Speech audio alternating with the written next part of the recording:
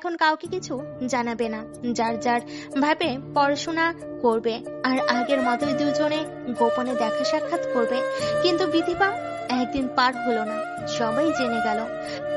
এখন বাড়ি থেকে বের করে দিলে কোথায় যাব? উচ্ছ্বাসের বাবা মা যদি বিয়েটা মেনে না নেয় তাহলে কি করব তখন? উচ্ছ্বাস নিজেও তো একজন স্টুডেন্ট, কোনো ইনকাম সোর্স নেই, আমার দায়িত্ব সে নেবে কিভাবে? রিয়া নানান ভাবনায় আর ভয়ে কেঁদে চলেছে। মিজান সাহেব ভীষণ রেগে আছে, তার চোখ রাগে রক্তবর্ণ ধারণ করেছে, কপালের দুই পাশে শিরা ফুলে উঠেছে, সেটা স্পষ্ট দেখা যাচ্ছে। অবস্থার বেগতিক দেখে লিয়া খুব সাহস করে বলল, আব্বু রিয়াকে বাসা থেকে বের করে দেয় কোনো সমাধান না। ও ছোট মানুষ, একটা ভুল করে ফেলেছে, ওকে তুমি ক্ষমা করে দাও। আমি বলি কি, তুমি কালকে আমার শ্বশুর শাশুড়ি উচ্ছ্বাস ভাইয়া সহ আসতে বলো, আলাপ করে দেখো তারা কি বলে। আমি নিশ্চিত এই ব্যাপারটা তারাও জানে না। আলাপ আলোচনা করে দেখো কি হয়, তখন না হয় ভেবে চিনতে সিদ্ধান্ত নিও কি করবে। তাহলে ওই বাড়িতে ফোন করো এক্ষুনি, তাদের আসতে বল, আর উচ্ছ্বাসকে যেন অবশ্যই নিয়ে আসে। লিয়া ফোন করে তাদের আসতে বলল। হঠাৎ করে ডাকার কারণ জানতে চাইল তারা। লিয়া বলল, আব্বু আপনাদের সাথে কথা বলতে চাই, উচ্ছ্বাস ভাইয়াকে সাথে নিয়ে আসতে বলেছে। তারা আসবে আর উচ্ছ্বাসকেও সাথে নিয়ে আসবে বলো। উচ্ছ্বাসের বাবা মা খুব খুশি হলো।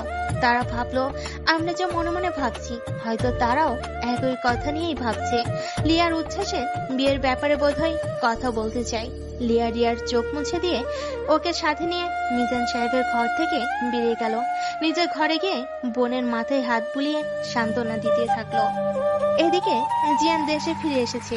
কয়েকদিন হলো, ফাইনাল পরীক্ষা হয়ে গেছে অনেক আগে, রেজাল্টও হয়ে গেছে, ব্রিলিয়ান্ট রেজাল্ট করেছে। ক্যাম্পাস থেকে জব অফার পেয়ে জবে ঢুকে পড়েছে, হেলদি স্যালারি দিচ্ছে কোম্পানি ওকে। কোর্স কমপ্লিট করে দেশে ফেরার কথা থাকলেও জিয়ান দেশে ফিরে আসেনি, সেখানে সে চাকরিতে ঢুকে পড়েছে, স্যালারি খুব ভালো পাচ্ছে।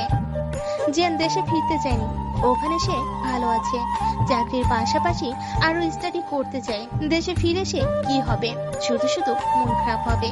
জিয়ান ওর বাবা মায়ের একমাত্র সন্তান, তারা কেঁদে কেঁদে নিয়মিত ছেলেকে ফোন করতো, দেশে ফিরে আসতে বলতো, কিন্তু জিয়ান সে কথা কানে তোলেনি, শুধু একই কথা বলতো, অফিস থেকে ছুটি পাবো না এখন, অফিসের কাজের অনেক চাপ, ছুটি দিবে না। ভিডিও কলে তো আমরা প্রায় রোজই কথা বলছি, তাহলে তোমরা এত অস্থির হচ্ছ কেন? ছুটি পেলে অবশ্যই দেশে গিয়ে কয়দিন থেকে আসবো তোমাদের কাছে। জিয়ানের বাবার টাকার অভাব নেই, তারা বেশ সলভেন্ট, তবুও জিয়ান প্রতি মাসে হেলদি একটা অ্যামাউন্ট পাঠায় বাবার অ্যাকাউন্টে। কিছুদিন পর জিয়ানের কাছে ফোন গেল। ওর বাবা বলল, তোর মায়ের শরীর খুব খারাপ, সারাক্ষণ শুধু তোর কথা বলে, তোকে দেখতে চাই, যদি পারিস শেষবারের মতো দেখে যা। মায়ের অসুখের কথা শুনে জিয়ান আর স্থির থাকতে পারল না, দেশে ফেরার মন স্থির করলো। বাবাকে বলল, আমি আসছি যতদূর সম্ভব। জিয়ানের মা সত্যি খুব অসুস্থ, ছেলের জন্য কেঁদে কেঁদে অসুস্থ হয়ে গেছে। অনেকদিন ছেলে দেশে ফিরে না, একমাত্র সন্তানকে না দেখে আর থাকতে পারছিল না। জিয়ান কয়েকদিন হলো দেশে এসেছে, ওর মায়ের অসুখ, তাই মাকে দেখতে এসেছে। মায়ের অসুখের খবর না পেলে হয়তো আসতো না। মায়ের মেডিসিন আনতে ফার্মেসিতে যায়, সেখান থেকে ফেরার সময় দেখে লিয়া পাশ দিয়ে হেঁটে যাচ্ছে। বুকটা ওর স্যাদ করে ওঠে।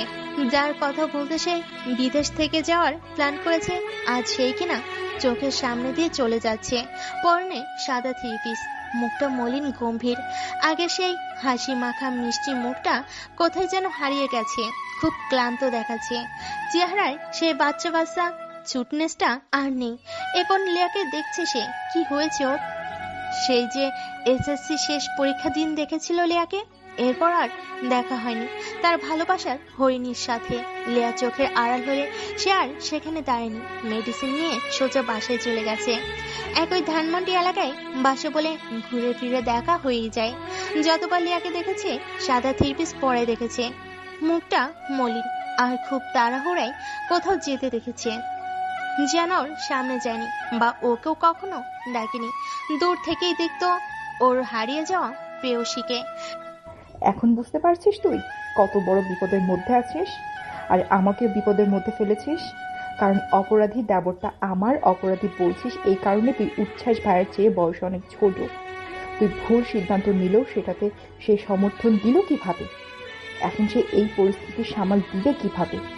একদিকে আমাদের রাগী আব্বু আর অন্যদিকে উচ্ছ্বাসের প্রেম বিরোধী মা। সে কি জানে না এই ব্যাপারে তার মায়ের মনোভাব? এখন উচ্ছ্বাস ভাইয়ের সাথে সাথে আমিও আব্বুর চোখে সমান অপরাধী হয়ে গেলাম। আমি ওই বাড়ির বিধবা বউ, এটাই আমার অপরাধ। এখন অন্য কোনো ছেলে হলে আমাকে জবাবদিহি করতে হতো না। এই ভয়ানক কাজ করার আগে আমার সাথে যদি একটু শেয়ার করে নিতি, তাহলে আমরা দুজনেই বেঁচে যেতাম। ভালোবাসিস ভালো কথা, তাই বলে এইভাবে হুট করে কাউকে না জানিয়ে বিয়ে পর্যন্ত যাওয়া তো ঠিক হয়নি। এখন যদি বাবা মায়ের ভয়ে উচ্ছ্বাস ভাইয়া তোকে অস্বীকার করে তখন কি হবে? আর অস্বীকার করতে পারে এই সন্দেহটা অহেতুক না, কারণ সে নিজেও একজন স্টুডেন্ট, বাবার টাকায় পড়াশোনা করে। হাত খরচ, শখের কেনাকাটা সব বাবার টাকায় চলে। তার নিজের কোনো সোর্স অফ ইনকাম নেই। আব্বু তোকে যেমন বাড়ি থেকে বের করে দিতে চাইছে, তেমন যদি বাবা উচ্ছ্বাস ভাইয়াকে বাড়ি থেকে বের করে দেয়, তখন সে কোথায় যাবে? আর কোথায় থাকবে? খাবে কি? পড়াশোনা বন্ধ হয়ে যাবে, ক্যারিয়ার গড়ার সব স্বপ্ন শেষ হয়ে যাবে। এসব চিন্তা থেকে তোকে অস্বীকার করা ওর জন্য খুব স্বাভাবিক। যে পুরুষ মানুষ অপরাধ করেও পার পেয়ে যাবে, বিপদে পড়বি তুই। আমার শাশুড়ি এমনিতে ভালো মানুষ, সবার জন্য তার মনে অনেক স্নেহ মায়া মমতা আছে। কাউকে সে দিতে খাওয়াতে কম করে না, কারোর ইচ্ছার বিরুদ্ধে কিছু চাপিয়ে দেয় না। এক কথায় তিনি অমায়িক মহিলা, কিন্তু প্রেমের বিয়ের ঘোর বিরোধী সে। প্রেমের বিয়ে সে কিছুটাই মেনে নেবে না। তার মতে যেসব মেয়েরা প্রেম করে তারা দুশ্চরিত্রা, নষ্টা মেয়ে, উচ্ছৃঙ্খল মেয়ে, উচ্ছন্নে যাওয়া মেয়ে। এদের বউ করে ঘরে আনা নেওয়া তাদের সংসারে কখনো সুখ আসে না। সেই সব মেয়েরা সংসারে ফাটল ধরায়। বাবা মা যেখানে মেয়েকে বিয়ে দিবে তাকে সেখানেই মানিয়ে গুছিয়ে চলতে হবে, তবে সে হবে খানদানি বংশের মেয়ে। রাস্তাঘাটে প্রেম ভালোবাসার ব্যাহাপনা করে বেড়ানো মেয়ে নাকি তার দু চোখের বিষ। এখন তুই বল, তোর বেলায় কি তার মত বদলাবে? মনে হয় না। উল্টো তোর জন্য এখন আব্বু আম্মুকে অনেক কথা শুনতে হবে। আর আমাদের আব্বু কি কারোর বাজে কথা শোনার মানুষ? আব্বুর জেদ সম্পর্কে তো ধারণা নেই। আব্বুর মান সম্মানই তার কাছে সব। যখন তারা আব্বুকে কিছু বলবে, আব্বু কি তাদের ছেড়ে কথা বলবে? দুই পরিবারের মাঝে একটা সুসম্পর্ক আছে। এখন সেই সুসম্পর্ক কোথায় গিয়ে দাঁড়াবে ভেবে দেখেছিস? কি যে হবে কালকে ভাবতেই আমার খুব ভয় করছে। হাত পা ঠান্ডা হয়ে আসছে আমার। আল্লাহর কাছে দোয়া কর কোনো তিক্ততা যেন কাল বৈঠকে না তৈরি হয়। রিয়া লিয়াকে জড়িয়ে ধরে কাঁদছে, ভাবছে সত্যি সত্যি তো এতক্ষণ আপু যা যা বলেছে সেগুলি ফেলে দেওয়ার মতো কথা না। যদি ওরা এই বিয়ে মেনে না নেয় তখন আমার কি হবে? কোথায় যাব? আপু এখন আমার কি হবে? আমি কি করব? লিয়া বলল, তুই ভুলেও উচ্ছ্বাস ভাইয়াকে কোনো কল করিস না। তার কল এলেও রিসিভ করিস না। ভাইয়া ভয় পেয়ে যদি কালকের বৈঠকে না আসে, তাহলে আব্বু তোকে মেরেই ফেলবে। তার কোপ থেকে আমি তোকে বাঁচাতে পারবো না। এখন আমি যা বলি তুই সেই মতে চলবি। আমি যতটুকু পারি তোর পক্ষে বলবো, যতটুকু পারি সমস্যার সমাধান করার চেষ্টা করব। যদি আমার কিছু করার সুযোগ থাকে অবশ্যই করব, কোনো ভয় পাবো না। সন্ধ্যার দিকে উচ্ছ্বাসের বাবা মা উচ্ছ্বাস সহ লিয়াদের বাসায় এলো। উচ্ছ্বাস আসতে চায়নি, ওকে জোর করে আনা হয়েছে। হঠাৎ রিয়াদের বাসায় তাদের কেন ডাকা হয়েছে সেটা জানতে উচ্ছ্বাস রিয়াকে অনেকবার ফোন করেছে, কিন্তু রিয়া ফোন ধরেনি। রিয়া দেখেছে বারবার উচ্ছ্বাস কল করে যাচ্ছে, ও ফোন রিসিভ করেনি। রিয়া ফোন ধরতে নিষেধ করেছে বলে। আমি গিয়ে আমার শ্বশুর শাশুড়ির সাথে দেখা করলাম, কথা বললাম। ওনারা আয়ুষকে বুকে জড়িয়ে ধরে অনেক আদর করলো, আয়ুষের সাথে খেলা করতে লাগলো। উচ্ছ্বাস ভাইয়াও আয়ুষের সাথে নাক টেনে গাল টেনে দুষ্টুমি করলো, অনেক চুমু দিল, কোলে নিয়ে বুকের সাথে মিশিয়ে নিয়ে অনেক আদর করলো ভাতিজাকে। লিয়া ওদের চা নাস্তা সার্ভ করলো। লিয়ার মা আফরোজা বসে সবার সাথে কথা বলছে। লিয়ার আপু মিজান সাহেব অফিস থেকে এসে ফ্রেশ হয়ে বসার ঘরে মেহমানদের কাছে এসে বসলো। সবার সাথে বিভিন্ন কথার গল্প জুড়ে দিল মিজান সাহেব। সে যে ভয়ানক রেগে আছে এটা কাউকে বুঝতে দিল না, একদম স্বাভাবিক আচরণ করছে সে। বলল, আপনাদের ডেকেছি একটা কথা বলার জন্য। আমি আপনাদের বাসায় যেতাম, কিন্তু ইদানিং কাজের চাপ একটু বেশি, তাই সময় বের করতে পারছি না। কথাটা হলো, লিয়ার এইচএসসি পরীক্ষা তো প্রায় এসেই গেল, আর কয়েক মাস পরই ওর ফাইনাল পরীক্ষা। তাই আমি ভাবছি পরীক্ষার পর লিয়ার আবার বিয়ে দেব। এভাবে আর কতদিন চলবে? সামনে ওর বিশাল জীবন পড়ে আছে। আমি না থাকলে কে ওর দায়িত্ব নেবে? ওরও সুখে শান্তিতে থাকার অধিকার আছে। আমি বেঁচে থাকতে মেয়েদের বিয়ে দিয়ে ওদের সুখী দেখতে চাই। আমি যেমন লিয়ার গার্জিয়ান, তেমনি আপনারাও ওর গার্জিয়ান। তাই বিষয়টা আপনাদের জানালাম। আমি নিজেও উপযুক্ত পাত্রের খোঁজ করছি, আর আপনারাও ভালো পাত্র পেলে আমাকে বলবেন। লিয়ার বিয়ে হলে রিয়াকেও বিয়ে দিয়ে দেব। ওর জন্য সৎ পাত্রের সন্ধান থাকলে জানাবেন। উচ্ছ্বাসের বাবা মা এই কথা শুনে খুব খুশি হলো। ভাবলো, একবারে মনের কথা বলে ফেললেন। উচ্ছ্বাসের বাবা বলল, আমরা অনেক দিন থেকে একটা কথা আপনাকে বলবো বলে ভাবছিলাম, কিন্তু কথাটা বলা হয়ে ওঠেনি কখনো। কি কথা? নিঃসংকোচে বলে ফেলেন। আমরাই তো। আমাদের নিজেদের মধ্যে এত ফর্মালিটি থাকলে কি চলে? লিয়াকে আমরা উচ্ছ্বাসের জন্য বউ করে নিতে চাই। তাহলে লিয়া আমাদের বাড়িতেই বউ হয়ে রইল, আর আয়ুষের লাইফটাও সিকিউর রইল। তাতে আমাদের দুই পরিবারের সম্পর্কও বজায় থাকবে। মিজান সাহেব বলল, চিন্তাটা ভালোই করেছেন, প্রস্তাবটা ভেবে দেখার মতো। লিয়া এই ব্যাপারটা কিভাবে নিবে সেটা আমি পরে দেখব। ওর মতামতের দায়িত্ব আমার। আগে উচ্ছ্বাসের মতামত জানা জরুরি। উচ্ছ্বাস বাবা, তুমি তো সবাই শুনলে, এই ব্যাপারে তোমার কি মতামত? সামনাসামনি বলো। সরাসরি বললেই আমি খুশি হব। লিয়াকে তোমার বাবা মা তোমার সাথে বিয়ে দিতে চাই। এই প্রস্তাবে লিয়ার গার্জিয়ান হিসেবে আমিও রাজি। এখন তোমার মত কি? তুমি রাজি আছো কিনা বলো। তোমার কোনো কথা থাকলে বলতে পারো। উচ্ছ্বাসের বাবা রফিক সাহেব বলল, ও আবার কি বলবে? ওর মায়ের আর আমার মতামতই যথেষ্ট। আমার বড় ছেলের উদয়ের বেলাও আমরা সিদ্ধান্ত নিয়েছিলাম। উদয় আমাদের অবাধ্য হয়নি। উচ্ছ্বাসও তাই করবে। আমাদের মতই ওর মত, ওর আলাদা কোনো মত থাকবে না। এটা ঠিক বলছেন না ভাই সাহেব। মেয়ে মানুষ হলে কথাটা মেনে নিতাম, কিন্তু ছেলেদের বেলায় মতামত নিয়ে নেওয়াটা খুব জরুরি। যেখানে আমার মেয়ের সারা জীবনের ব্যাপার। উচ্ছ্বাস, তুমি বলো। আমি মেয়ের বাবা, আমি তোমার মুখে থেকে শুনতে চাই তোমার মতামত। উচ্ছ্বাস কিছুই বলছে না, মাথা নিচু করে বসে আছে। চুপ করে বসে থাকলে তো আর হবে না। তোমার বাবা আমার কাছে একটা প্রস্তাব রেখেছে, তাকে আমায় কিছু তো বলতে হবে। যা হ্যাঁ অথবা না কিছু বলো। উচ্ছ্বাসের দু চোখ বেয়ে টপ টপ করে পানি গড়িয়ে পড়ছে। তুমি কাঁদলে আমাকে উত্তর দিবে কে? আর এখানে কান্নার কি আছে? উচ্ছ্বাস অনেক সাহস করে বলেই ফেলল, আমি ভাবিকে না, রিয়াকে বিয়ে করতে চাই। কারণ আমি রিয়াকে ভালোবাসি, রিয়াও আমাকে ভালোবাসি। অনেকদিন আগে থেকে আমাদের সম্পর্ক। বলো কি? আমি তো এই ব্যাপারে কিছুই জানি না। এই কথা কি লিয়া জানে? তোমার মা বাবা জানে? উচ্ছ্বাস বলল, না, কেউ জানে না।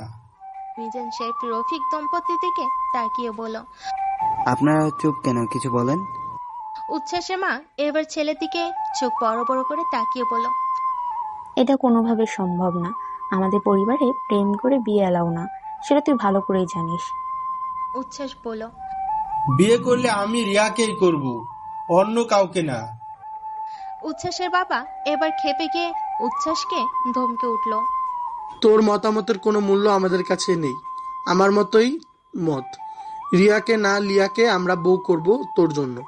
অনেক আগে থেকেই মনে মনে ঠিক করেছি। তোমাদের কথা মেনে নেওয়া আমার পক্ষে সম্ভব না। রিয়া আর আমি একে অপরকে ভালোবাসি, তাই আমরা তোমাদের না জানিয়ে বিয়ে করে ফেলেছি। তোমরা ভাবিকে বিয়ে করার জন্য চাপ দিচ্ছিলে বলে আমি হুট করে এই অন্যায় কাজটা করে ফেলেছি। যদিও কাজটা করা আমার একদম উচিত হয়নি, পারলে ক্ষমা করে দিও। উচ্ছ্বাস হাঁটু গেড়ে বসে সবার কাছে ক্ষমা চেয়ে বলল, আমি তোমাদের না জানিয়ে রিয়াকে বিয়ে করেছি। গতকালকে আমরা বিয়ে করেছি। আমি স্বীকার করেছি এটা আমি অন্যায় করেছি, এটা করা আমার উচিত হয়নি, কিন্তু আমি কাজটা করতে বাধ্য হয়েছি। আমি রিয়াকে ভীষণ ভালোবাসি। ওকে আমার জীবন থেকে আলাদা করার কথা ভাবতেও পারি না।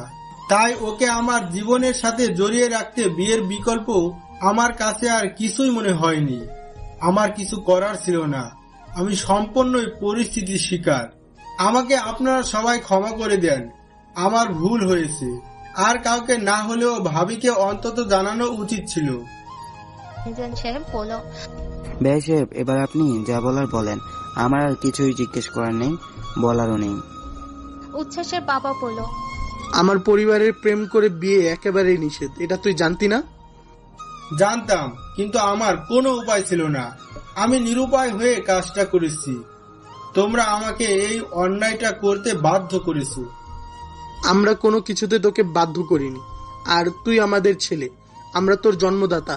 আমাদের সব কথা শোনা তোর কর্তব্য। সেটা যখন হয়নি, এখন তোর আর আমাদের মধ্যে কোনো সম্পর্ক থাকবে না। আমাদের লজ্জিত করতে আর কিছু বাকি রাখিসনি। আমার মান সম্মান ধুলোয় মিশিয়ে দিলি। তুই আজ থেকে আমাদের কেউ না। আমি তোকে ত্যায্য করব। আমার বাড়িতে ঢোকা তোর জন্য সম্পূর্ণ নিষেধ। আমার বাড়িতে তোর কোনো জায়গা নেই।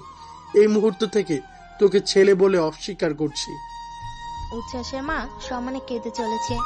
আমি আত্মীয় স্বজনের সামনে মুখ দেখাবো কিভাবে? আমার উদর কোনোদিন আমার মুখের অবাধ্য হয়নি। ওর মতো নিজ সন্তান আল্লাহ উঠিয়ে নিল, আমার বুক খালি করে চলে গেল সে। তুই আমাদের মান সম্মান ধুলোসাৎ করে দিলি। এই জন্য কি তোকে আমি পেটে ধরেছিলাম? বিআই সাহেব, আপনার মেয়েকে ও ভালোবেসে বিয়ে করেছে। এখন ও আপনার কাছে দোষী। কি শাস্তি দিবেন সেটা আপনি ঠিক করেন। ও এখন থেকে আমাদের কেউ না।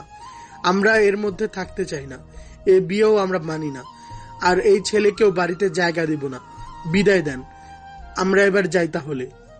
মিজান সাহেব বলল, যাই মানে? সমস্যা সমাধান না করে কোথায় যাবেন? ও যদি আমার কেউ হতো তবে অবশ্যই সমস্যা সমাধানের চিন্তা করতাম। আমিও রিয়াকে এখন বাড়ি থেকে বের করে দিব। কালকেই বের করে দিতে চেয়েছিলাম, শুধু লিয়ার অনুরোধে সে এখানে আছে এখনো। প্রেমের বিয়েতে আমার কোনো সমস্যা নেই। ছেলেমেয়েরা দুজন দুজনকে পছন্দ করতেই পারে। আমার সমস্যা হলো ও নিজের ইচ্ছায় বিয়ে করে আমার মান সম্মানের উপর আঘাত করেছে। আমার মান সম্মান আমার অনেক প্রিয়। সেখানে কেউ আঘাত করলে আমি তাকে ক্ষমা করি না। আত্মীয় স্বজন, পাড়া প্রতিবেশীর কাছে খুব ছোট হয়ে যাব যখন এটা জানাজানি হবে। উচ্ছ্বাস, তুমি রিয়াকে বিয়ে করেছো, ভালো কথা। এখন ওকে নিয়ে বাড়ি থেকে বের হয়ে যাও। উচ্ছ্বাস বলল, আঙ্কেল, আমি এখন ওকে নিয়ে কোথায় যাব? যখন না জানিয়ে দুজনে বিয়ে করেছো তখন মনে ছিল না এই কথা? তখন তোমার যোগ্যতার কথা ভাবনি? হুট করে বিয়ের মতো এত বড় একটা সিদ্ধান্ত নিয়ে নিলে। আমি ভেবেছি আমার পড়াশোনা শেষ করে তারপর সবাইকে বলবো। ব্যাপারটা এরকম জানাজানি হয়ে যাবে আমি ভাবিনি। সেসব আমি জানি না। তুমি নিলেও ও তোমার সাথে যাবে, আর না নিলেও ওকে একা এখান থেকে বেরিয়ে যেতে হবে। আমি ওকে আমার বাড়িতে রাখবো না। ওর জায়গা এই বাড়িতে আর হবে না। অবাধ্য সন্তানের বাবা আমি হতে চাই না। আমি সমাজে কতটুকু লজ্জিত হব সেটা শুধু আমি জানি। ও আমার মনের মধ্যে আর জায়গা পাবে না। ওকে আর আমি দেখতে চাই না। আমার এক কথা, ব্যাস। দরজার আড়ালে দাঁড়িয়ে ছিল লিয়া আর রিয়া। বড়রা কথা বলছে তাই ওরা ভিতরে আসেনি, কিন্তু এসব কথা শুনে দরজার ওপাশে থাকতেও পারছে না। লিয়া দাঁড়িয়ে দাঁড়িয়ে ছটফট করছে শুধু। রিয়া অযথায় কেঁদে যাচ্ছে। সে কাল থেকে কিছু খায়নি, কেঁদেই চলেছে। চোখ দুটো লাল হয়ে ফুলে একাকার হয়ে গেছে। দেখলে মনে হবে চোখ উঠেছে। এবার আর থাকতে না পেরে লিয়া দরজা ঠেলে ভিতরে ঢুকলো। বলল, আব্বু শোনো, বাবা মা আপনারাও শোনেন। এখানে আমার বাবা মা আর আব্বু আম্মু ছাড়া কেউ নেই। ওদের বিয়ের কথা আমরা যদি কাউকে না বলি তাহলে অন্য কেউ জানবেই বা কিভাবে? ওরা ছেলে মানুষের ছলে একটা ভুল করে ফেলেছে। ওদের ক্ষমা করে দাও। আমি বলি কি, ওরা যে যার বাসা থেকে পড়াশোনা করুক। পড়াশোনা শেষ হলে আত্মীয় স্বজনের সঙ্গে নিয়ে সামাজিকভাবে আবার বিয়ে পড়িয়ে দিও। ততদিন কেউ কারোর সাথে কোনো দেখা সাক্ষাৎ করবে না। এতে তোমাদের মান সম্মানের হানিও হবে না, আর লেখাপড়ারও ওদের কোনো ক্ষতি হবে না। ওকে পড়ার সুযোগ দাও আব্বু। জীবনে পড়াশোনাটা অনেক জরুরি। প্রতিটা মেয়ে নিজের পায়ে দাঁড়ানো উচিত। জীবনের সামনে এগিয়ে যেতে হলে পড়াশোনার কোনো কিছুর বিকল্প নেই। আর মা, আপনাকে বলি, উচ্ছ্বাস ভাইয়া পড়ালেখা শেষ করে যখন ভালো চাকরি করবে তখন আপনাদের অনুমতি নিয়ে আপনাদের সাথে করে রিয়াকে বিয়ে করে ওই বাড়িতে নিয়ে যাবে। তাতে আপনাদের মনেও কোনো প্রেম ঘটিত বিষয়ে সংশয় থাকবে না। ভাইয়াকে দূরে ঠেলে দিয়ে ভাইয়ার পড়াশোনার ক্ষতি করবেন না। তার পরীক্ষার সামনে আপনাদের সাপোর্ট না থাকলে ভাইয়ের জীবন নষ্ট হয়ে যাবে। খুদায় চলে গেছে পরপারে, তাকে ফিরে পাওয়ার কোনো সম্ভাবনা নাই। ওর জন্য কেঁদে লাভ নেই। রিমি আপু থাকে 7 সমুদ্র 13 নদীর ওই পারে, ডাকলেই যখন তখন আসতে পারবে না। বাকি রইল উচ্ছ্বাস ভাইয়া। নিজেদের ইগো বজায় রাখতে তাকে দূরে ঠেলে দিবেন না, নিজেদের আত্ম অভিমান বজায় রাখতে ত্যায্য করবেন না। সন্তানের চাইতে মান সম্মান ইগো বড় হলো আপনাদের কাছে? কেন মা? মানুষ কি ভুল করে না? ওরা ভুল করেছে, শোধরাতে সুযোগ দিন। নিজেদের ভুল শুধরে নিয়ে ওরা আপনাদের মতো হবে, সেই সুযোগটা দিবেন না মা? ওরা দুজন আপনাদেরই ছেলে মেয়ে, ওদের এখন পথে নামিয়ে দিলে ওরা কোথায় যাবে? 2টা জীবন নষ্ট হয়ে যাবে। এত বড় ভুল করবেন না, পরে আফসোস করা ছাড়া আর কিছুই থাকবে না। নিজেদের সম্মান আর ইগোর জন্য ছেলে মেয়েদের জীবন নষ্ট করবেন না। মা বাবা, আপনাদের দুজনকেই একটা কথা বলি, আমার জন্য মনে কষ্ট নেবেন না। এখানে রিয়া আর উচ্ছ্বাস ভাইয়া জড়িত না থাকলেও আমি উচ্ছ্বাস ভাইয়াকে বিয়ে করতে কখনোই রাজি হতাম না, কারণ উচ্ছ্বাস ভাইয়াকে আমি সত্যি আপন ভাইয়ের চোখে দেখি। এই জায়গাটা আমি কখনোই নষ্ট করব না। সারা জীবন আমরা ভাই বোনের সম্পর্কটা ধরে রাখতে চাই। এখন ওদের ক্ষমা করে দেন। বাবা মা হয়ে যদি সন্তানকে ক্ষমা না করেন তাহলে ওরা কোথায় যাবে? মিজান সাহেব বলো। ঠিক আছে, আমি তোর কথা মেনে নিলাম। উচ্ছ্বাস যদি কোনোদিন যোগ্য হয়ে আসতে পারে সেদিন আমি ভেবে দেখব উচ্ছ্বাসের কাছে রিয়াকে দেয়া যায় কিনা। কিন্তু রিয়া যদি আমার কথা অমান্য করে উচ্ছ্বাসের সাথে যোগাযোগ রাখে সেদিন আমি আর কারো কথা শুনবো না, সোজা বাড়ি থেকে বের করে দিব। আমি এক কথার মানুষ, এটা তোরা ভালো করেই জানিস। রিয়া, তোমার কথা শুনে আব্বু।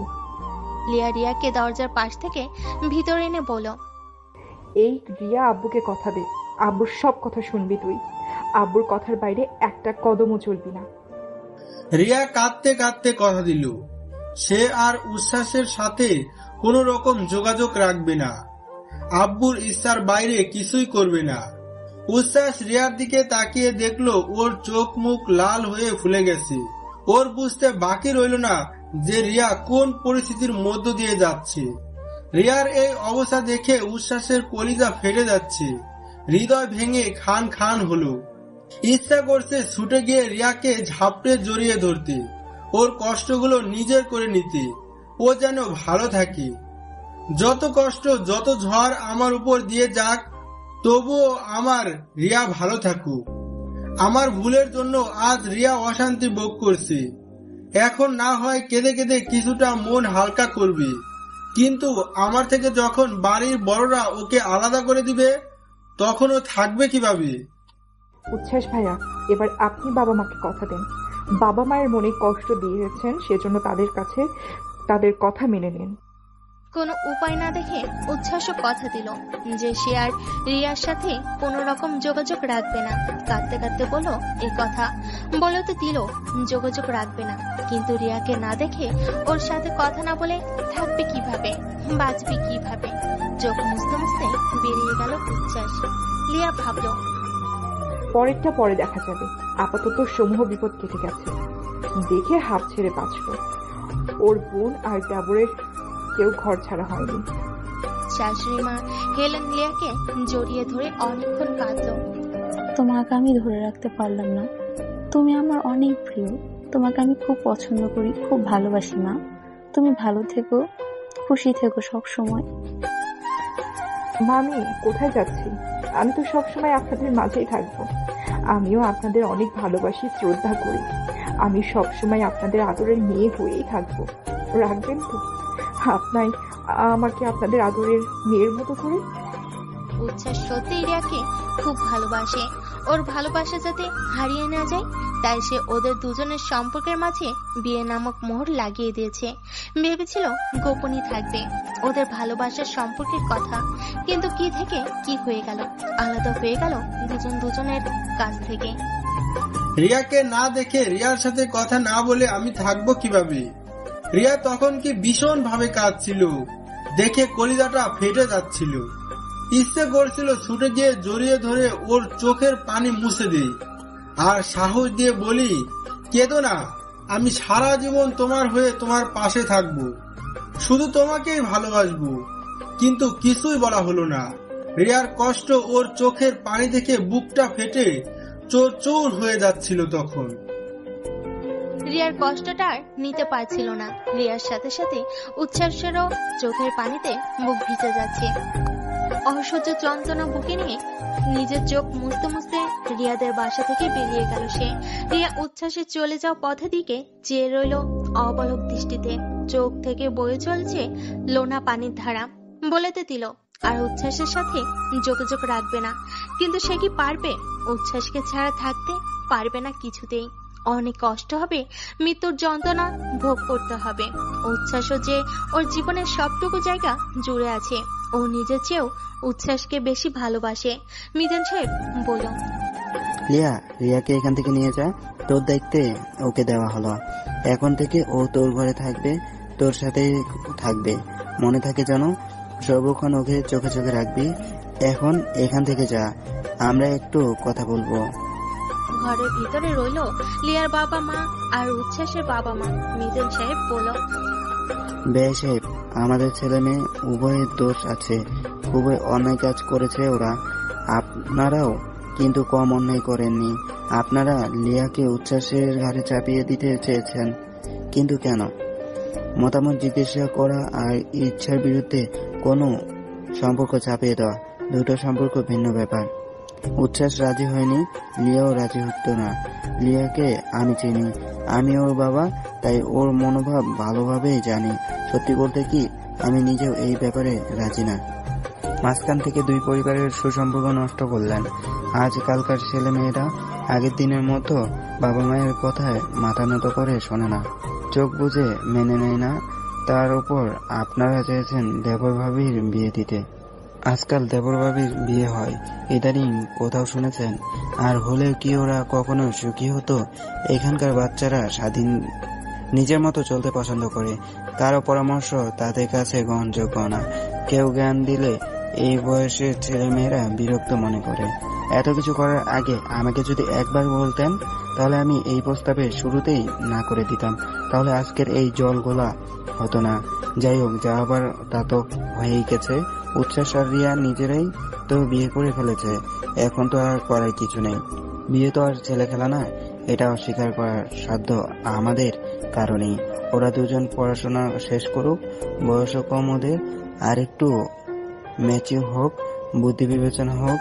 উচ্ছ্বাস পড়াশোনা শেষ করে চাকরিতে ঢোকার পর আমরা ওদের আবার বিয়ে দেব ধুমধাম করে। এই কথাটা এখনই ওদের জানানো যাবে না, এই কথাটা ওদের কাছ থেকে গোপন রাখতে হবে। আপনারা কি বলেন? হ্যাঁ, আপনি ঠিকই বলেছেন। আর বেআইন, আপনাকে বলি, ওদের দেখা সাক্ষাৎ না হলে আপনিও মনে শান্তি পাবেন কিছুটা। বিয়েটাও প্রেমের বিয়ে মনে হবে না, তখন রিয়াকে ইজিলি মেনে নিতে পারবেন। উচ্ছ্বাসের বাবা মা দুজনেই স্বীকার করলো যে তাদের খুব বড় ভুল হয়ে গেছে।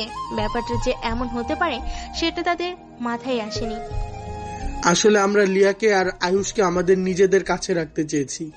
লিয়ার সুখের চিন্তা করেছি, ওর জন্য আমরাও ব্যথিত। আপনারা আমার মেয়েকে ভালোবাসেন, ওকে নিয়ে ভাবেন দেখে ভালো লাগলো। তবে রিয়াও কিন্তু আমারই মেয়ে। বড় মেয়েকে দিতে না পারলেও ছোট মেয়েকে দিলাম। সময় হলে এসে ধুমধাম করে বউকে নিজের বাড়িতে নিয়ে যাবেন। আপনারা কি আমার প্রস্তাবে রাজি? উচ্ছ্বাসের বাবা মা দুজনেই খুশি মনে রাজি হলো। লিয়ার মা সবাইকে মিষ্টি মুখ করালো। লিয়ার বাবা বলল, আমি আরেকটা কথা বলতে চাই। তখন বলেছিলাম না, লিয়ার পরীক্ষা শেষ হলে আমি লিয়ার আবার বিয়ে দিব। এ কথাটা কিন্তু আমি সিরিয়াসলি বলছি, কোনো মস্করা করে বলিনি। মেয়েটার আমার কতই বা বয়স, ওর কথা মনে হলে আমার খুব কষ্ট হয়, খুব খারাপ লাগে ওর মুখের দিকে তাকালে। খুব দুর্ভাগ্য ও। এই বয়সে মেয়েরা স্বামীর সাথে সুখে শান্তিতে সংসার করে দেশ বিদেশে ঘুরে বেড়ায়, স্বামী সোহাগী হয়। এসে গেলে বেড়ানোর বয়সে স্বামীকে হারালো, বিধবার বেশে চলাফেরা করে। উদয় হওয়ার পর থেকে এই পর্যন্ত কোনো রঙিন কাপড় গায়ে তোলেনি, সাদা কাপড় পরে থাকে সবসময়, সারাক্ষণ মনমরা হয়ে ঘুরে বেড়ায়। ওর জীবন থেকে যে রং হারিয়ে গেছে, আমি ওকে আবার বিয়ে দিয়ে সেই হারিয়ে যাওয়া রং ফিরিয়ে দিতে চাই। বাবা হিসাবে এটা আমার কর্তব্য। আমার সেই হাস্যোজ্জ্বল লিয়াকে আর খুঁজে পাই না। আমার এই মিষ্টি মেয়েটা দুঃখের অতল গহনে তলিয়ে যাচ্ছে। একটা অপরাধ বোধ কাজ করে ওর ভিতরে। স্বামী মারা গেছে, এটা যেন ওর অপরাধ। ওকে কে বুঝাবে? যা হয়েছে আল্লাহর ইচ্ছাতেই হয়েছে। জন্ম মৃত্যুর উপর কারো হাত নেই। আমার বাড়িতেও নিজেকে বাড়তি বোঝা মনে করত, আপনার বাড়িতেও নিজেকে বাড়তি বোঝা মনে করত, আর আমার এখানেও তাই মনে করে। আমি এটা বুঝতে পারি, এটা ওর নিজের বাড়ি। এই কথা আমি ওকে অনেক বুঝিয়েছি, কিন্তু তারপরও কেমন মনমরা হয়ে থাকে। কলেজে যায় রিক্সায় করে, বাসের গাড়ি ব্যবহার করে না, শপিংয়ে যায় না, রেস্টুরেন্টে যায় না, মুভি দেখতে যায় না, কোনো কিছুতেই আগ্রহ নেই। জীবনের সব আনন্দ বুকের ভিতর পাথর চাপা দিয়ে রেখেছে। আমার বুকটা ফেটে যায় ওর কষ্টে। বলে আবেগপ্রবণ হলো মিজানুর রহমান। আবার বিয়ে দিয়ে ওর সুখ খুঁজে দিতে চেষ্টা করব। ওর মনের সুখী বলতে যা বোঝায় আমি তা করে দেওয়ার চেষ্টা করব। আফরোজা বলল, লিয়া আবার বিয়ে দিলেও আয়ুষ আমার সাথেই থাকবে না, দিলেও আমার কাছেই থাকবে। আয়ুষকে নীলার নতুন সংসারে যেতে দিব না, এটা আমার অ্যাডভান্স বলে রাখলাম। রফিক সাহেব বলল, লিয়ার বাচ্চা বয়স, এভাবে ওর জীবন কাটুক আমিও চাই না। হেলেন বলল, আমারও একমত। ভালো ঘর দেখে ওকে পাত্রস্থান করতে হবে। এখন হেলাফেলাই দিন যাচ্ছে, একসময় একা থাকতে থাকতে হাঁপিয়ে উঠবে। আয়ুষকে আমরাই সামনে নেব, আর মায়ের জায়গায় খালা বেয়াই তো রইলই, সে না হয় আয়ুষকে দেখাশোনা করবে। বিভিন্ন কথাবার্তার মাঝে সবাই একসাথে বসে রাতের খাবার খেয়ে নিল। উচ্ছ্বাসের জন্য খাবার প্যাক করে দিল। আফরোজা বলল, আমার মেয়েটা কাল থেকে কিছুই খায়নি, সেই থেকে কেঁদে চলেছে, আপনারা ওকে একটু দোয়া করে যান। হেলেন ও রফিক সাহেব লিয়ার ঘরে গেল। গিয়ে দেখলো তখনও রিয়া কেঁদে যাচ্ছে। রফিক সাহেব রিয়ার মাথায় হাত রেখে দোয়া করলো। হেলেন চোখ মুছে দিয়ে কপালে চুমু দিয়ে আদর করলো।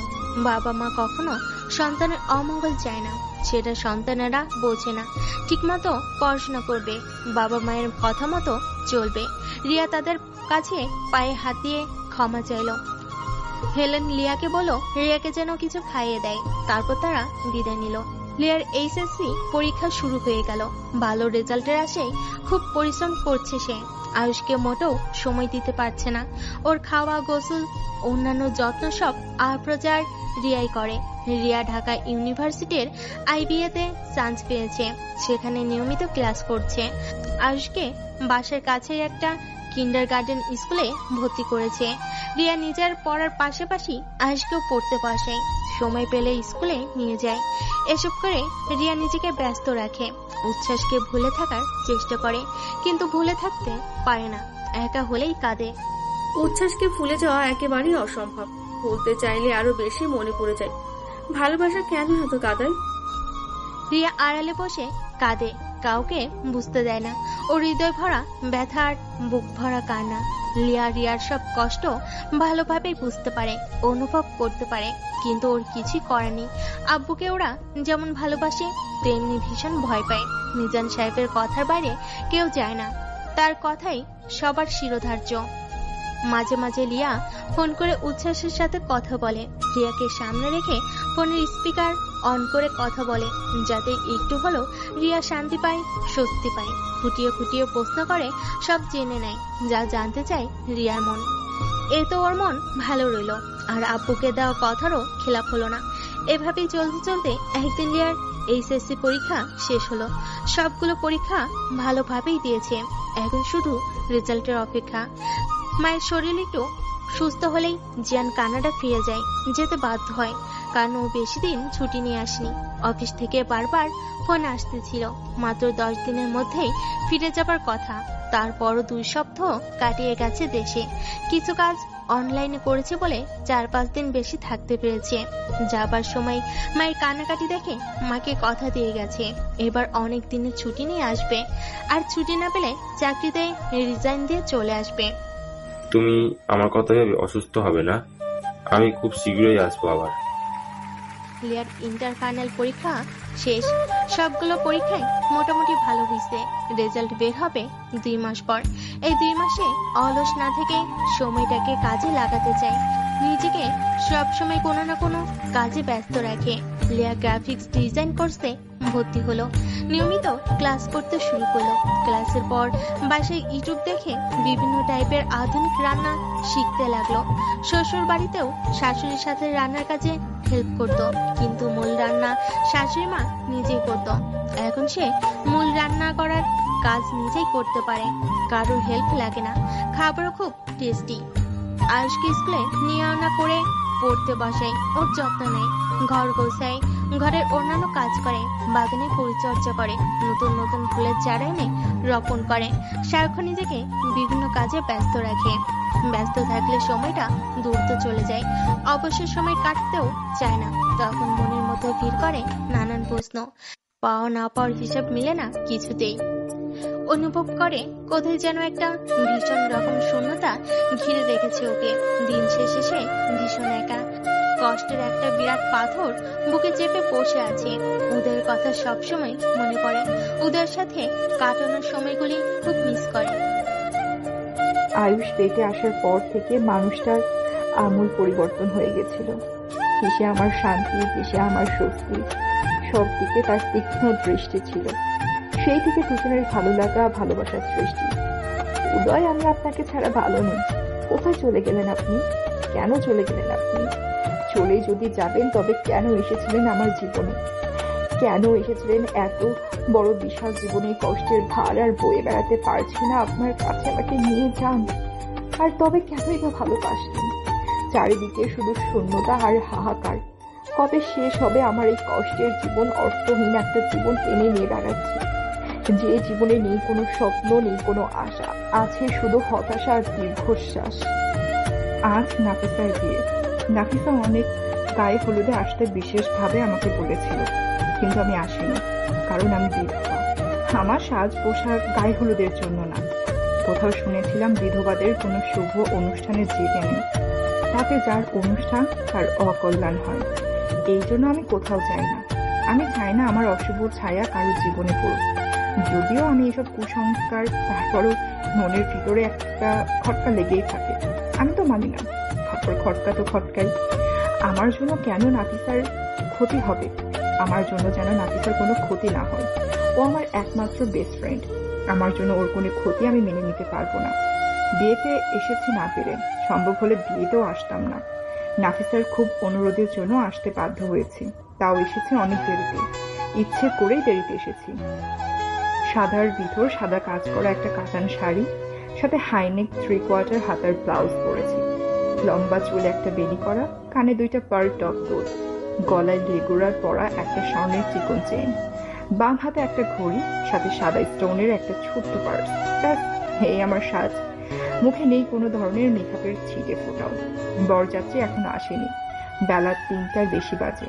নাফিসাকে দেখতে অনেক সুন্দর লাগছে। লাল বেনারসি আর অনেক গহনায় ওকে রানীর মতো লাগছে। নাফিসা আমাকে ওর কাছেই বসিয়ে রেখেছে। আমি কোনো সাজগোজ করিনি। কেন তা নিয়ে একটু বকাঝকা করলো। বলল, তুই একদম বদলে গেছিস, নিজের দিকে মোটেও খেয়াল করিস না।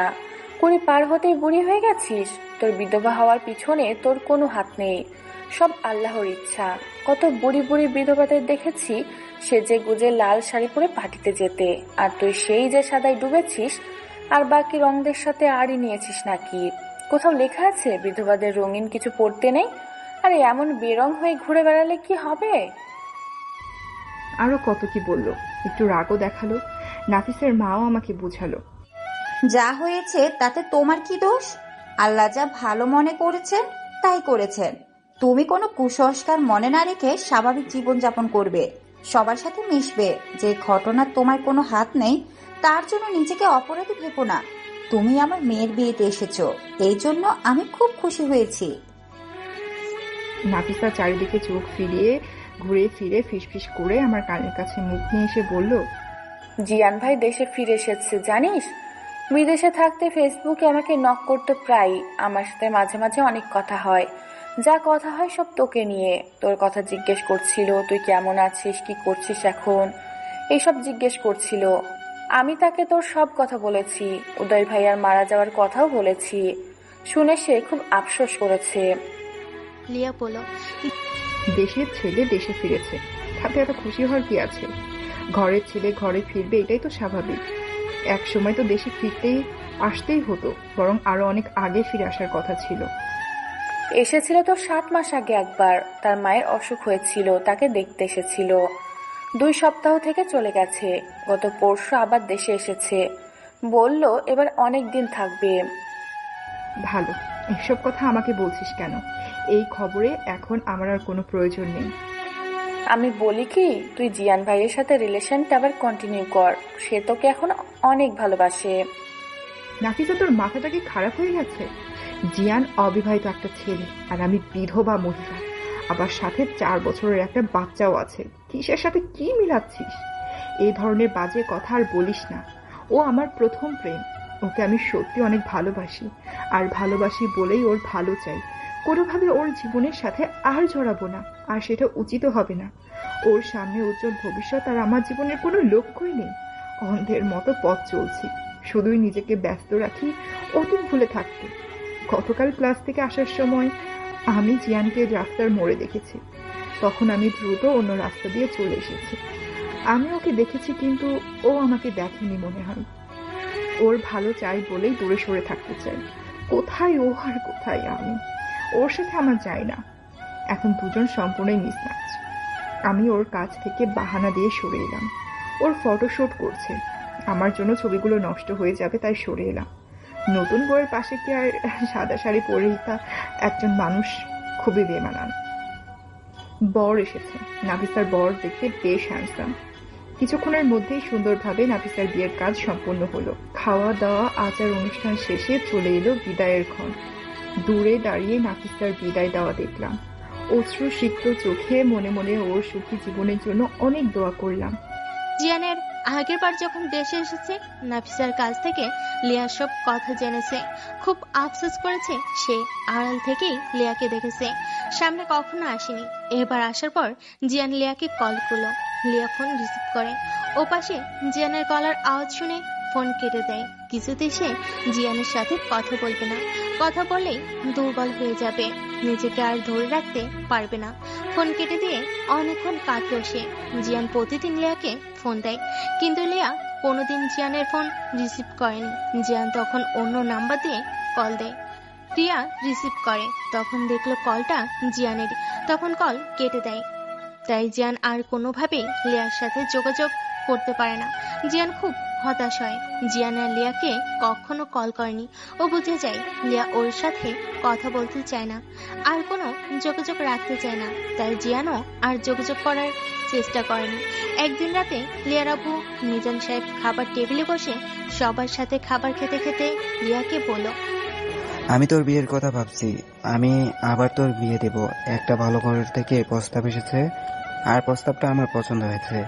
আমি ওদের প্রস্তাবে রাজি হয়ে ওদের সাথে সম্বন্ধ করব বলে কথা দিয়েছি।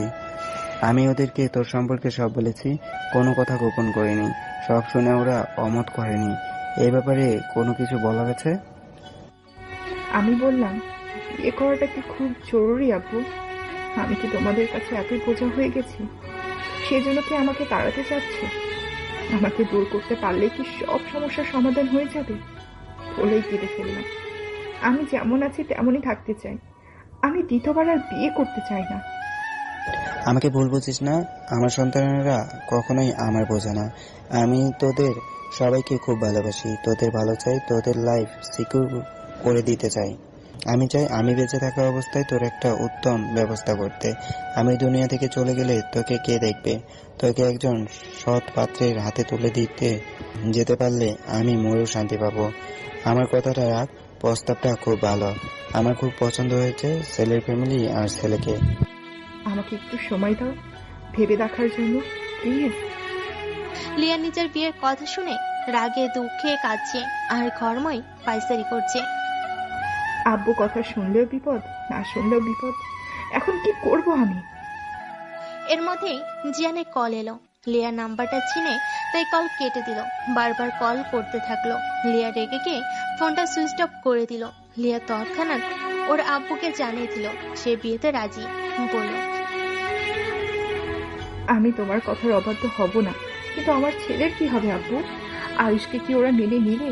আফরোজা বলল, ওরা মানুক আর না মানুক, আয়ুষকে অন্য বাড়িতে আমি দিব না। ওকে আমি লালন পালন করব। আয়ুষ আমাদের কাছেই থাকবে।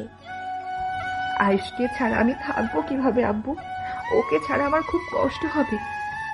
আয়ুষকে আমরা তোর মতোই ভালোবাসি, আমাদের কাছে ওর কোনো কষ্ট হবে না, ও ভালোই থাকবে।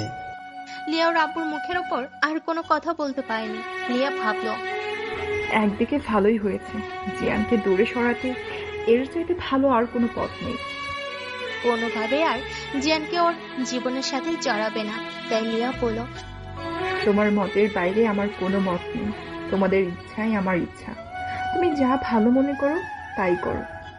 মিজান সাহেব রিয়াকে ডেকে বলল, দেখ লিয়াকেও আমার কতটা বাধ্য সন্তান, তুইও আমার বাধ্য হবি, এটাই আমি চেয়েছিলাম। সন্তানেরা বাবা মায়ের বাধ্য হবে, এটাই সব মা বাবা চায়। আর বাবা মা সবসময় সন্তানের ভালোই চায়, সবসময় সন্তানের মঙ্গল কামনা করে। লিয়ার বিয়ের দিন ধার্য করা হয়ে গেছে, অল্প দিন বাকি বিয়ের। খুব ধুমধাম করে লিয়ার বিয়ের ব্যবস্থা করলেন মিজান সাহেব। লিয়া চেয়েছিল ঘরোয়াভাবে, খুব সাধারণভাবে বিয়েটা হোক, কিন্তু ওর আপু সে কথা শোনেনি। মিজান সাহেবের কথার বাইরে যাবার সাহস কারণে খুব ধুমধাম করে লিয়ার বিয়ে হয়ে গেল। আয়ুষকে বুকে জড়িয়ে ধরে খুব কাঁদলো লিয়া। এই বাচ্চাটাকে দুনিয়ার আলো দেখানোর জন্য কত কষ্ট সহ্য করেছে ও। এখন সেই বাচ্চার কাছ থেকে দূরে যেতে হবে, এটাই ওর ভাগ্যের লিখন। ছেলেকে বুকে নিয়ে কেঁদে যাচ্ছে। ওর আম্মু আফরোজা বলল, তুই কান্না বন্ধ কর, আমার কাছে আয়ুষ ভালো থাকবে, আমি ওকে খুব আদর করে রাখবো। আর তুই তো খুব বেশি দূরে যাচ্ছিস না, ঢাকাতেই থাকবি, যখন মন চায় চলে আসবি। আমার আয়ুষকে নিয়েও তোকে মাঝে মাঝে দেখিয়ে আনবো। আম্মুকে জড়িয়ে ধরে ও অনেকক্ষণ কান্না করলো, বলল, আমার আয়ুষকে দেখে রেখো আম্মু, ও অনেক ছোট এখন, বড় দুর্ভাগা আমার ছেলেটা। ওর বাবাও চলে গেছে পরপারে, আজ ওর মাও ওর থেকে দূর হয়ে গেল, ওর জীবন থেকে। মা মেয়ে দুজনেই জড়াজড়ি করে কাঁদতে লাগলো। মিজান সাহেব এসে রিয়াকে অনেক বুঝিয়ে কান্না থামিয়ে গাড়িতে তুলে দিল। কান্না ভেজে চোখে মেয়েকে বিদায় দিলেন, কিন্তু মনে মনে একটা বিরাট স্বস্তি পেল। বর্ণহীন জীবন থেকে ফিরিয়ে এনে মেয়ের জীবনের রং ভরিয়ে দিতে পেরেছে।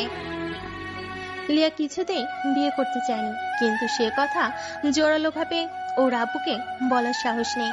আব্বু আম্মুকে সে কষ্ট দিতে চায় না, রিয়ার ঘটনার পর তো আরো চায় না।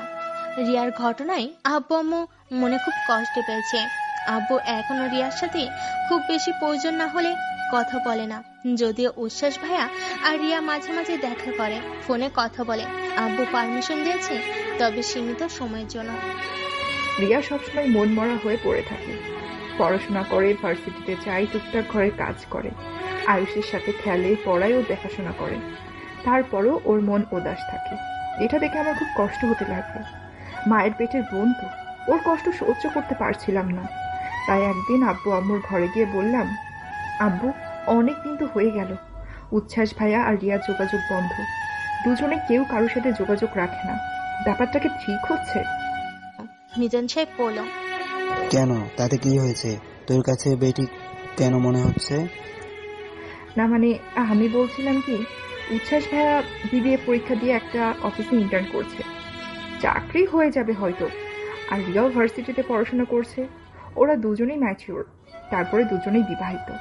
এখন ওদের এত কড়াকড়ি করে দূরে সরিয়ে রাখলে, দেখা সাক্ষাৎ করতে না দিলে, উচ্ছ্বাস ভাইয়ের মন যদি বদলাতে শুরু করে, তখন কি রিয়ার জন্য ব্যাপারটা ভালো হবে? ও তো মরেই যাবে এমন কিছু হলে। আফরোজা বলল, সে কথা তোর আব্বুকে কে বোঝাবে? এই মানুষটা একটা পাষাণ, কঠিন হৃদয়ের মানুষ। আমিও বলেছিলাম, এই কথা সে শোনেনি। দৃষ্টির আড়ালে গেলে মনের আড়ালে যেতে সময় লাগবে না, তার উপর পুরুষ মানুষ, এমন কিছু হলে বিপদে পড়বে আমার মেয়েটা। ভুল না হয় একটা করেই ফেলেছে, সন্তানটা তো আমার, ওকে দেখলে কষ্ট লাগে। আব্বু, রিয়া কিন্তু সেদিনের পর একদিনের জন্য তোমার কথার অবাধ্য হয়নি, উচ্ছ্বাস ভাইয়ের সাথে কোনো রকম যোগাযোগ রাখেনিও। মিজান সাহেব একটু চিন্তা করে বলল, তোর আর তোর মায়ের ইচ্ছে পূরণ হোক তাহলে। সপ্তাহে একদিন কিছু সময়ের জন্য ওরা দেখা সাক্ষাৎ করতে পারবে, তবে আমি অনুমতি দিয়েছি, এটা ওদের বলার দরকার নেই, তাহলে লাই পেয়ে যাবে। আমি খুব খুশি হয়ে আব্বুর রুম থেকে বেরিয়ে এলাম। আব্বু আমার সব কথা মনোযোগ দিয়ে শোনে, আমার কথা রাখার চেষ্টা করে। সেই আব্বুকে আমি কিছুতেই দুঃখ দিতে পারবো না, কষ্ট দিতে পারবো না। আব্বু আম্মুকে কষ্ট দিতে চাই না, আমাকে বিয়েতে রাজি হতে হবে। কিছুতেই আব্বুকে সমাজের লোকের কাছে লজ্জিত হতে দিব না। আমার প্রাণের চেয়েও প্রিয় ছেলে আয়ুষকে পিছনে ফেলে আমি চলে আসলাম নতুন সংসারে। কি বিচিত্র আমার জীবন, কি যে কষ্ট হচ্ছিল তখন সেটা ভাষায় বর্ণনায় অতীত। উদয়ের বাবা মাও এই বিয়েতে সামিল হয়েছে। তারা আমার নতুন জীবনের জন্য অনেক দোয়া করে বলল, আয়ুষের জন্য কোনো চিন্তা করো না, আমরা ওকে সামলে নেব, ওর জন্য কোনো চিন্তা করো না। একমাত্র তুমি ছাড়া ওখানে ওর সবাই আছে। তুমি নতুন সংসার, নতুন মানুষদের সাথে মিলেমিশে থেকো, তাদের সুখী করো। আমার বাড়িতে যেমন তুমি ঘর আলো করেছিলে, তেমনি নতুন সংসারে তুমি আলোই আলোকৃত করে দিও। নতুন সংসারে সবাইকে আপন করে নিও। আব্বু আম্মু, বাবা মা আমাকে ভরা দুঃখ ক্রান্ত মনে গাড়িতে তুলে দিল। বিদায়ের সময় জড়িয়ে ধরে সবচেয়ে বেশি কাঁদলো হেলেন মা। মহিলা আমাকে সত্যি খুব ভালোবাসতো। আমাকে গাড়িতে বরের পাশে বসিয়ে দিল উচ্ছ্বাস ভাইয়া আর রিয়া। উচ্ছ্বাস ভাইয়া বলল, আপু, আমি আপনার কাছে চিরকৃতজ্ঞ হয়ে থাকব। আপনি আমার আর রিয়ার জন্য অনেক করেছেন। আমার কানে কোনো কথাই ঢুকছে না। আমি কেঁদেই চলেছি। গাড়িতে বসে শুধুই কাঁদছি। আমার আশেপাশে কে আছে, তারা কি বলছে, কি নিয়ে হাসি ঠাট্টা করছে সেদিকে আমার কোনো খেয়ালই নেই। কে আমার বর, সে দেখতে কেমন, কোনো দিকে আমার হুঁশ নেই। আমার চোখে শুধু ভাসছে আমার আয়ুষের কান্না করা মুখটা। ওর মুখটা আমার চোখের সামনে ভেসে উঠতেই আমি আরো বেশি করে কান্না করে যাচ্ছি। গাড়ি কিছুক্ষণ চলার পর একসময় এসে থামলো বরের বাড়ি। মুরব্বীরা এসে আমাকে নামিয়ে নিল। বধূ বরণ হলো, মিষ্টি মুখ করানো হলো। এর মাঝে একটি বারের জন্য মাথা উঁচু করে চোখ মেলে কিছুই দেখিনি। মাথা নত করে নিঃশব্দে শুধু কেঁদেই চলেছি। টপাটপ করে হাতের উপর চোখের পানি পড়ছে। অনেক রাত হয়েছে বলে আমাকে ঘরে দিয়ে আসলো আমার ননদ আর যার সম্পর্কের মেয়েরা। এদের কাউকেই আমি চিনি না। আমাকে ঘরের বিছানার উপর বসিয়ে দিয়ে কিছুক্ষণ গল্প করে তারা চলে গেল। আমি তাদের গল্পের নীরব শ্রোতা। আমি চুপচাপ বসে আছি।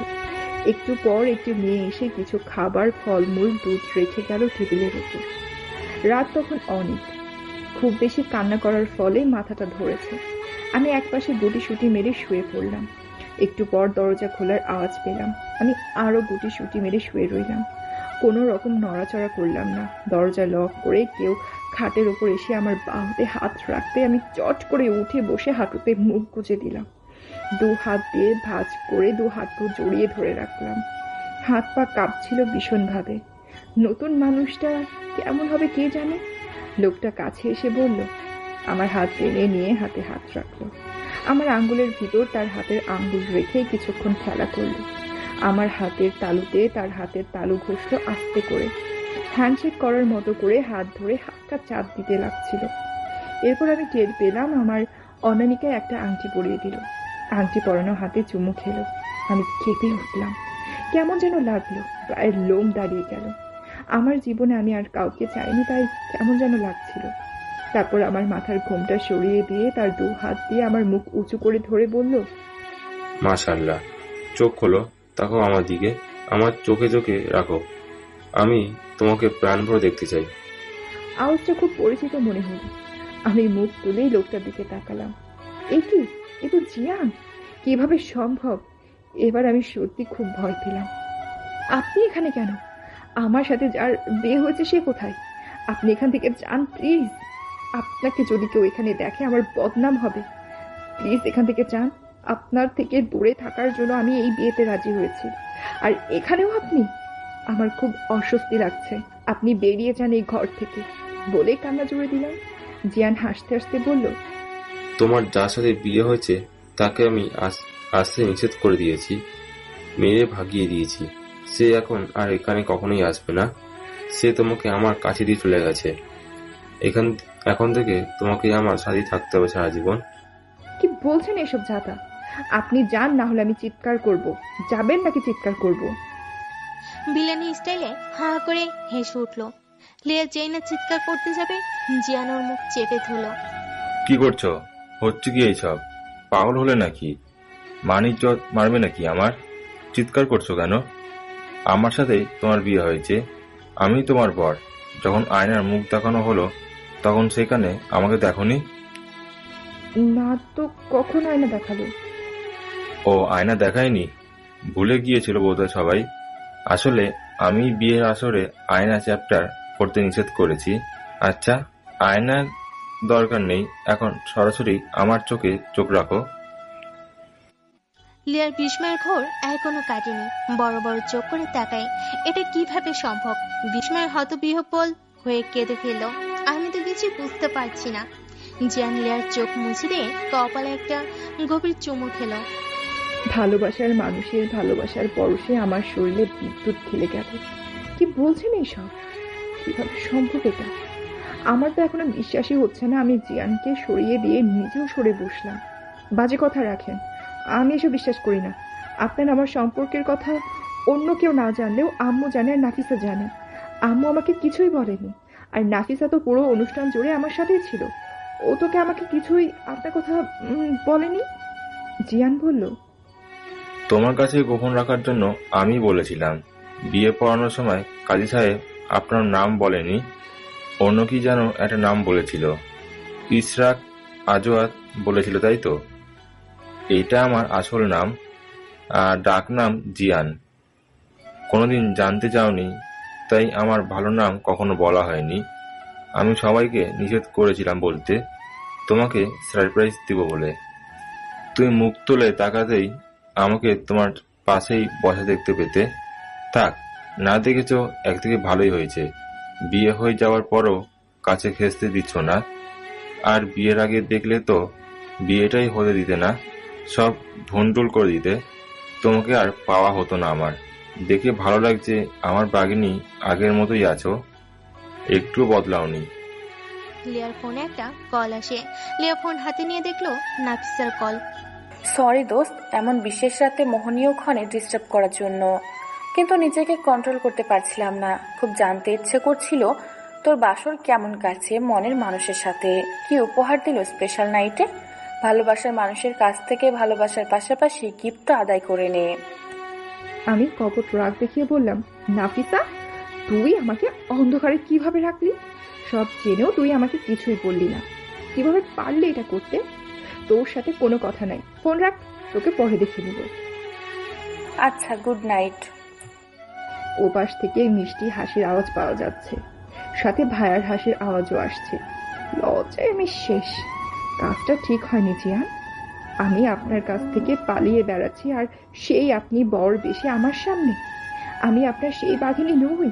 যে লিয়াকে একসময় ভালোবাসতেন সে লিয়া মরে গেছে, আর যে লিয়া আপনার সামনে বসে আছে সে একজন বিধবা মহিলা, এক বাচ্চার মা। এবারও তুমি বাজে কথা বলছো। মরুক তোমার দুশ্মন। ফর ইউর কাউন্ট ইনফরমেশন, এখন তুমি আর বিধবা নাও। আমার বিয়ে করা বউ তুমি। কয়েক ঘন্টা আগেই বিয়ে হয়েছে আমাদের। আমার সদ্য বিয়ে করা বউকে তুমি যা ইচ্ছা তাই বলতে পারো না। আমার বউকে আমি খুব ভালোবাসি, আর এই ভালোবাসা আজকের না, সেটা ছোটবেলার ভালোবাসা। ওই বউটাই হচ্ছে আমার সেই ছোট্ট ভীতু হিরোইনটা। তোমার অতীত জেনেই আমি তোমাকে বিয়ে করেছি। আমার কাছে তুমি মুখ্য বিষয়, তোমার অতীত না। এতদিন তোমার আশেপাশে থেকেছি, আড়াল থেকে দেখেছি, সামনে আসিনি। প্রেয়সীকে চোখের সামনে দেখেও কাছে আসতে না পারায় যে কি কষ্ট, সেটা তোমাকে বলে বোঝাতে পারবো না।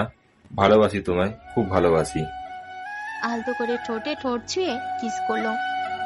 আমার মাথায় কিছুই আসছে না। সবকিছু আমাকে খুলে বলে। আমার আব্বু আমাকে কি বলে রাজি করিয়েছেন, আর এত বড় একটা ব্যাপার সবাই আমার কাছে গোপন করলো কিভাবে? তোমার আমার বিয়েটা অনেকখানি এগিয়ে দিয়েছে নাফিসা, অনেক ধন্যবাদ। আর ওকে স্পেশাল ট্রিট দেব আমি, সাথে গিফটও পাবে। ফেসবুকে নাফিসার সাথে আমার কথা হতো, আর যা কথা হতো সব তোমাকে নিয়ে। কয়েক মাস আগেই আমি দেশে এসেছিলাম, তখন তোমাকে সাদা কাপড় পরা মলিন মুখে দেখেছি। সেই থেকে মনের মধ্যে একটা ঘটকা লেগেছিল। তখন থেকেই নাফিসাকে নক করতে শুরু করলাম। তোমার সব খবর ও আমাকে পৌঁছে দিত। তুমি কেমন আছো, কি করছো, কখন কোথায় যাচ্ছ, সব ইনফরমেশন আমি নাফিসার কাছ থেকে পেতাম। তোমার বিয়ে হয়ে গেছে এই খবর শোনার পর তোমাকে হারিয়ে আমি পাগল প্রায় হয়ে গিয়েছিলাম। অনেক সময় লেগেছে ডিপ্রেশন কাটাতে। তারপর পরীক্ষা শেষ হতেই এখানেই একটা চাকরি পেয়ে যাই। দেশে ফেরার ইচ্ছাটাই ছিল না। কার জন্য ফিরবো? যাকে নিয়ে স্বপ্ন সাজিয়েছি সে তো অন্য ঘরে চলে গেছে। আমার মনটা ভেঙে খানখান হয়ে গেছে। মনকে বুঝিয়ে নিয়েছিলাম দেশে আর ফিরবো না। প্রয়োজনে আব্বু আম্মুকে কানাডা নিয়ে যাব। এখানে আমার তো আর কেউ নেই আব্বু আম্মু ছাড়া।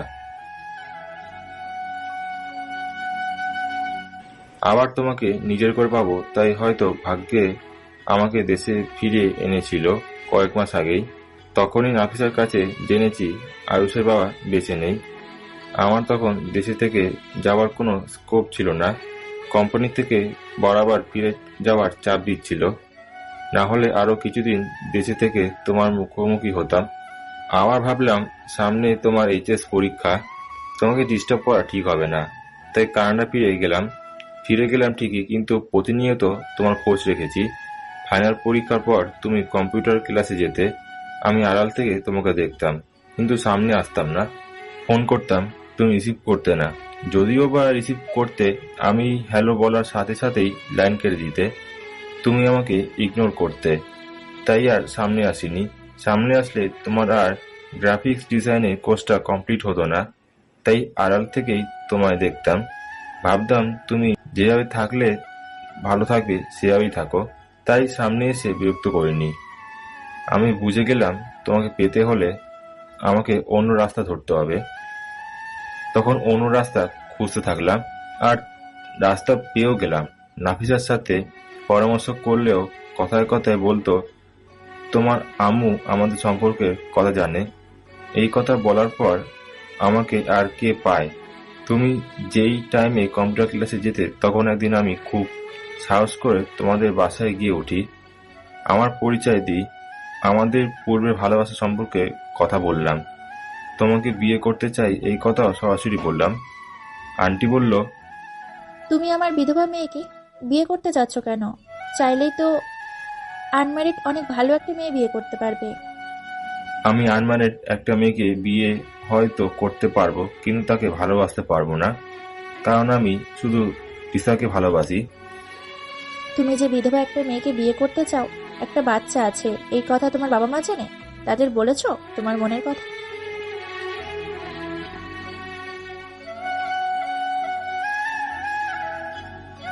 তারা জানে। আপনারা যদি লিয়ার সাথে আমার বিয়ে দিতে রাজি থাকেন, তাহলে আমি আমার বাবা মাকে সাথে নিয়ে আসবো। আন্টি আমার ঠিকানা আর ফোন নাম্বার রেখে দিলেন, আর বলল, আমি লিয়ার আব্বুর সাথে আলাপ করে তোমাকে জানাবো। তোমার আঙ্কেল যদি তোমার সাথে বিয়ে দিতে রাজি না হয়, তাহলে তুমি মন খারাপ করিও না বাবা। আমিও চাই আমার মেয়ের জীবনটা আবার হাসি খুশিতে ভরে উঠুক, ওর বেরঙের জীবনটা রঙিন হোক। কিন্তু লিয়ার আব্বুর কথার ওপর আমরা কেউ কথা বলি না। সে মত দিলেই বিয়ে হবে, নচেত হবে না। এই ব্যাপারে তোমাকে যেন কিছু না জানার, তাই তাকে অনুরোধ করলাম। উনি বললেন, ঠিক আছে, লিয়া এই ব্যাপারে কিচ্ছু জানবে না। কয়েকদিন পর ফোন করে আঙ্কেল আর অফিসে আমাকে ডেকে নিয়ে ঠিক মতো ইন্টারভিউ নিল। আমি কি করি, কোথায় থাকি, বাসা কোথায়, গ্রামের বাড়ি কোথায়, ভাই বোন কজন, বাবা কি করে, মা কি করে, ভবিষ্যৎ পরিকল্পনা কি, ইত্যাদি ইত্যাদি। তারপর কয়েকদিন পর হয়ে গেল। আমি টেনশনে আত্মরা হয়ে যাচ্ছিলাম। যদি না করে দেয় আমি তাহলে বাঁচব না, প্রাণে মরে যাব। মনে মনে সিদ্ধান্ত নিয়ে ফেললাম, শ্বশুরমশাই যদি আর মেয়েকে দিতে অস্বীকৃত জানায়, তাহলে তুলে নিয়ে গিয়ে বিয়ে করব, তবুও বাঘিনী আমার খাঁচায় বন্দি করব। হঠাৎ ফোন করে আঙ্কেল বলল, আমি যেন আমার বাবা মাকে নিয়ে তোমাদের বাসায় আসি। তারপর আব্বু আম্মুকে নিয়ে যেদিন তোমাদের বাসায় গেলাম, সেদিন আন্টি তোমার ভাই বোন সহ তোমাকে তোমার বড় মামার বাসায় পাঠিয়ে দেয়। মনে আছে? এসব ছিল আমাদের প্ল্যান। ওই বৈঠকে নাফিসাও আমাদের সাথে ছিল, সেও আমাদের প্ল্যানে জড়িত ছিল। আমরাও ওই দিন বিয়ের সব কথা সেরে ফেলি, এমনকি বিয়ের ডেটটা ফিক্স করে ফেলি। রইল তোমার ছেলে আয়ুষের কথা, ওকে নিয়ে আমার কোনো সমস্যা নেই, আর আব্বু আম্মুর কোনো সমস্যা নেই। কিন্তু তোমার আব্বু একেবারে মানা করে দিয়ে বলল, আয়ুষকে তারা কোনো মতেই দিবে না, তাদের কাছেই রাখবে। এই হলো তোমার আমার সারপ্রাইজ বিয়ের রীতিকথা। আমার বাবা মা কিভাবে রাজি হলো আমার মতো বিধবা প্লাস এক বাচ্চার মা কে ছেলের বউ করতে? আপনার বাবা মা রাজি হলো কিভাবে? আমি তাদেরকে তোমার সব কথা বলেছি। তোমাকে পছন্দ করি, ভালোবাসি, তোমাকে ছাড়া আমার চলবে না, যে কোনো ভাবেই তোমাকে চাই, এই কথা বলেছি। তারপর তারা রাজি হয়েছে। লিয়ার কাছে আসল কথা চেপে গেল জিয়ান। ওর বাবা মাকে রাজি করাতে বেশ বেগ পেতে হয়েছে। আব্বু আম্মু দুজনেই জিয়ানের সাথে তুমুল লড়াই করেছে।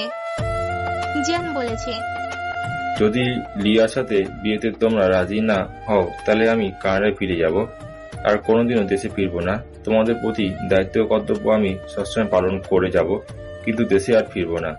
এই দেখাই তোমাদের সাথে আমার শেষ দেখা। আমি লিয়ার সাথে সুখে থাকবো জেনেও তোমরা আমার সুখের কথা ভাবছো না। আমি তোমাদের না। জানিও লিয়াকে বিয়ে করতে পারতাম, কিন্তু সেটা আমি করিনি। তোমাদের দোয়া নিয়েই আমি নতুন জীবন শুরু করতে চেয়েছিলাম। লিয়া খুব ভালো মেয়ে, ওকে দেখলেই তোমাদের পছন্দ হবে। ওর ফ্যামিলি ভালো, বংশ ভালো। আমি চাই এই সম্পর্ক না করার আগে একবার লিয়াকে তোমরা দেখো। আমি ওকে খুব ভালোবাসি, আমার জন্য হলেও তোমরা রাজি হও। জিয়ানের বাবা কিছুটা রাজি হলো, ওর মা সহজে রাজি হয়নি। জিয়ানের মা বলল, আত্মীয় স্বজন পাড়াপড়শি সবাই কি বলবে? সবাই খোঁচা দিয়ে কথা বলবে। আর কোনো মেয়ে কি ছিল না দেশে? এমন স্কলার ছেলের জন্য বিধবা মেয়েকে বিয়ে করাতে হলো।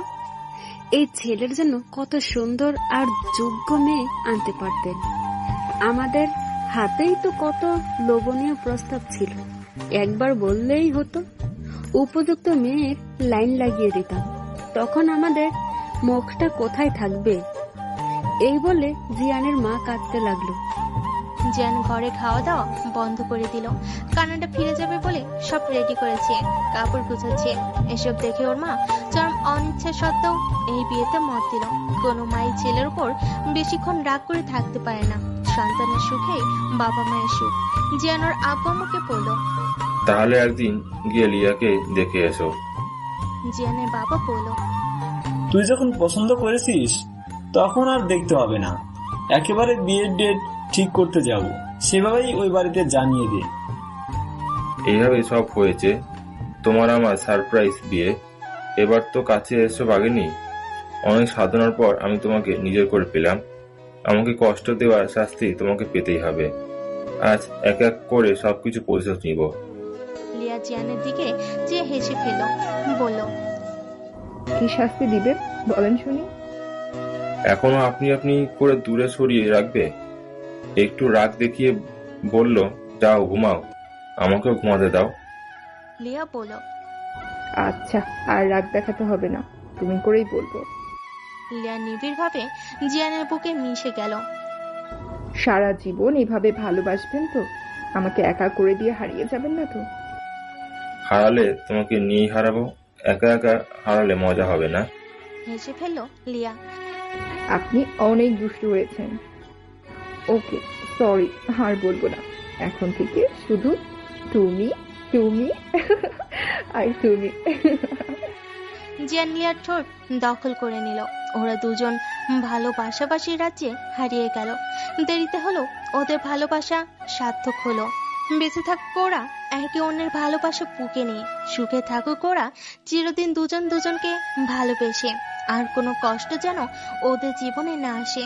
সুখী হোক লিয়ার জিয়ান জুটি। সবাই ওদের জন্য দোয়া করবেন।